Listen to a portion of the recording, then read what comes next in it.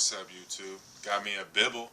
We're doing some Bible basic instructions before leaving Earth. Um, anyway, we're doing some scripture reading with Jesus. Yes, Jesus. He's us. Or we could look at it and we can call him Isa, like they called him in Asia, because he resided in Asia he was back and forth up and down the Silk Road from what is now the Mideast, Asia Minor, and Eurasia and all that, coming from there all the way into Nepal and the Himalayas and all that. So he was doing that back and forth, like they say. His mother Mary is actually buried in Pakistan, northern Pakistan. So anyway, let's get right down to it. Isa reading, Jesus reading, whatever. The fruit is for the flesh. Genesis 1 and 29. This is like a few pages into the Bible. I know a lot of people that are Christian might be like, that's the Torah. Okay, I'm Christian. All right, I'm going with Jesus eating fish. I'm not gonna go with that Jesus being related to being the Pisces sign or being a Pisces moon. I'm not gonna go with that. I'm gonna just take the literal fish meaning. I'm gonna take that.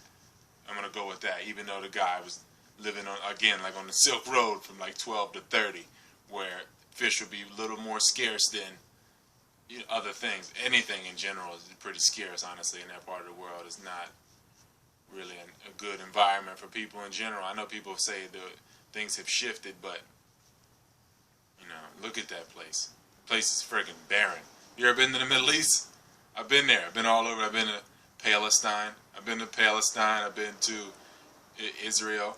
I've been to Jordan. I've been to Egypt, the Sinai Peninsula. I've been to the Saudi Peninsula, to Abu Dhabi and Dubai. If you ever see that area, fly over that area and go to those areas, there's nothing out there. Everything, all the values beneath the surface at this point. Which I know people would say like, well, because it was once above the surface, so now it's beneath. Either way, it ain't that. It ain't like it's not like a fish place, Maybe Sharm el Sheikh, I've been there. Red Sea, maybe that's like the most fishiest of places. Maybe in the Persian Gulf, maybe I guess you could have some fish, but not really. Like really, seriously, like it ain't that much fish in the Middle East and along the Silk Road. It ain't that much fish. Like, I know you can maybe get some from the rivers and other estuaries and things like that, but yeah, I just don't see the guy eating it on a regular basis. Like a tiger is hunting once every 14 to 16 days anyway. So it's not like you would need it every day anyway, regardless of what a meat eater would say. But anyway, third frickin' page in the book, however many pages, Genesis 1 and 29, every herb bearing seed shall be for the flesh, and the herb shall be for the healing of the nations. So like, come on man, for real? Seriously, how do you skip over that? How do you miss that though? Like seriously, how do you miss that? Like the fruit is for the flesh is pretty simple. And it even says that the fruit is for the flesh of other animals. I don't want to get into that argument, but I will get into it. Fuck it. Alright. Something like a lion or a tiger or anything that we consider carnivorous, that vessel or that body is just here to convert energy. Everything it just converts energy. Like you inhale and exhale, you're converting energy. You're converting all day. So like if a person or a thing is in an area where it shouldn't be and it knows that, see, if we stay true to ourselves, we would know like this is the area. Like an animal knows when my dogs know when they're in the area of where a mountain lion or a bear is. They can smell it. Their senses are keen. Their energy isn't tainted, so they know. And we have these senses too. It's just more subtle, and people are so dense they don't pick up on it. They pick up on it, but they neglect it. So, because they have to be hit in the face for things to move them, it seems like nowadays. Violence is the only thing moving people. It's crazy.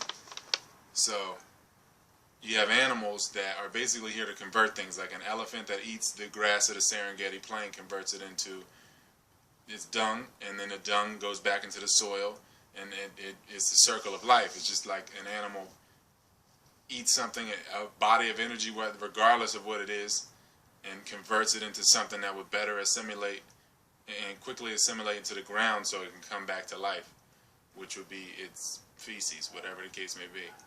And it's like it's a give and take again.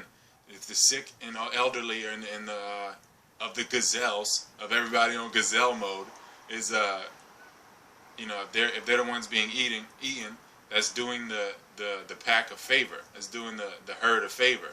So it's a give and take. Like just like how if the prey runs fast, then the predator runs fast. If the prey runs slow, the predator runs. So it's a dance. It's very deep connection. Very, very deep. So the fruit is for the flesh, and that's obvious. I mean, that's obvious. But all my people that are strictly into the word, they're going to be like, that's the Torah. Either way, Revelations 22:2.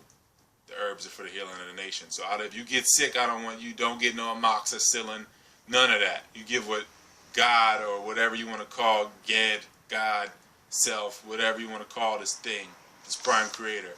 You don't go out of the realm of God. How's a preacher going to run to the doctor if he's truly a preacher? You go get healed by a product of God, or the herbs of the herbs. People just take that so crazy, like that means I can smoke weed. Like, no, motherfucker. Like, no, it doesn't mean that at all. Like, if you use things properly and accordingly, because certain herbs are specific for certain ailments. So it's just like every mineral has a plant that represents itself, and every color represents a certain organ. So the plants are telling you what will be good for a certain organ. If something is purple, it'd be better for the liver. Like everything has a vibration, and it's just this we lost this understanding long ago. But every mineral has a plant representing itself. 142 minerals. That's it. They're all made of different variations of the 4 elements. They all have a plant that represents itself, and that represents the continuity of each plant, of each mineral.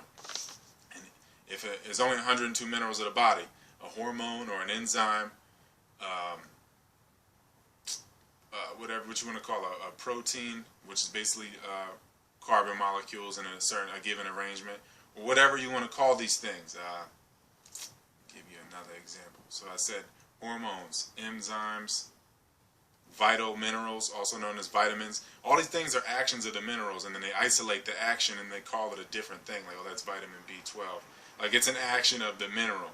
So if a mineral is eroded, then you need to seek a certain specific herb for that mineral to replenish that mineral.